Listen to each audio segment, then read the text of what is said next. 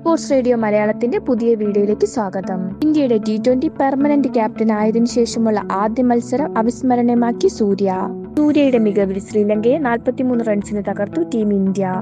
ആദ്യം ബാറ്റ് ചെയ്ത ഇന്ത്യക്ക് വേണ്ടി മികച്ച തുടക്കമാണ് ജയ്സ്വാളും ഗില്ലും തന്നത്. എന്നാൽ രണ്ടുപേരെയും അടുത്തടുത്ത പന്തുകളെ പുറത്താക്കി ശ്രീലങ്ക തിരിച്ചടിച്ചു. എന്നാൽ പിന്നീട് തകർത്തടിച്ച് സൂര്യയും പന്തും. സൂര്യ 26 പന്തിൽ 58 റൺസ് എടുത്തു. പന്ത് 33 പന്തിൽ 49. ഡെത്ത് ഓവറുകളിൽ മികച്ച പ്രകടനം കാഴ്ചവെച്ച പതിരാന 4 വിക്കറ്റ് എടുത്തു. നിശ്ചിത 20 ഓവറിൽ ഇന്ത്യ 7 വിക്കറ്റ് നഷ്ടത്തിൽ 213 എന്ന മികച്ച ടോട്ടൽ കണ്ടെത്തി. തകർത്തടിച്ചുകൊണ്ട് തന്നെയാണ് ശ്രീലങ്ക മറുപടി ബാറ്റിംഗ് തുടങ്ങിയത്.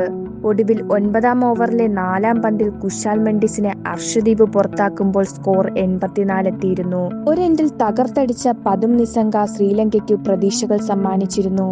എന്നാൽ 15ാം ഓവറിലെ ആദ്യ പന്തിൽ അക്സർ പട്ടേൽ നിസംഗയുടെ കുറ്റി തെറിപ്പിക്കുമ്പോൾ അതൊരു കൂട്ട തകർച്ചയ്ക്ക് വഴിവെക്കുകയായിരുന്നു. അവസാനം 32 പന്തിൽ 30 റൺസിന് ശ്രീലങ്കയുടെ 9 വിക്കറ്റാണ് നഷ്ടമായത്. ശ്രീലങ്കൻ പോരാട്ടം 170 റൺസിന് അവസാനിച്ചു. ഇന്ത്യക്ക് 43 റൺസിന്റെ വലിയ വിജയം. 17ാം ഓവറിൽ പരാഗിന് ബോളിംഗ് കൊടുത്ത സൂര്യയുടെ തീരുമാനം ഗുണം ചെയ്തു. പരാഗ് 3 വിക്കറ്റ് നേടിയപ്പോൾ അക്സർ പട്ടേലും അർഷദീപും 2 വിക്കറ്റ് നേടി.